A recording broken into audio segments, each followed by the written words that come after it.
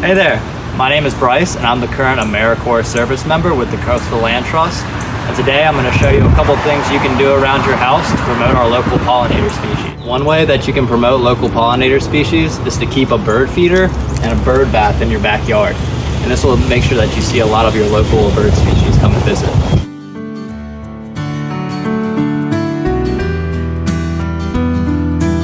Another type of bird feeder that you can keep around your house is a hummingbird feeder. This is some of the store-bought hummingbird feeder you can get, but you could also just use water and sugar and it works just as well.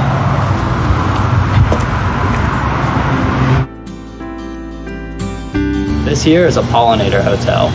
This will house different types of bees and wasps and other insects that will pollinate your flowers for you.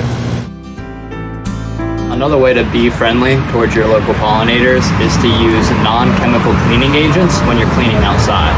So right now I'm just going to use a little mixture of water and some white vinegar. You don't need a whole lot, just a little splash. Mix it up, dip in your rag, then you're good to clean off.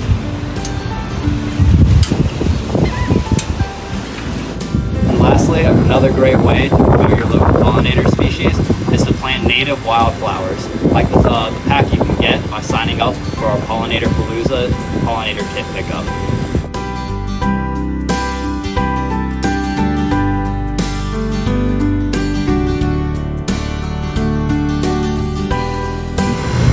So here we have some seeds that we planted a couple weeks back, and as you can see, they've already started to grow.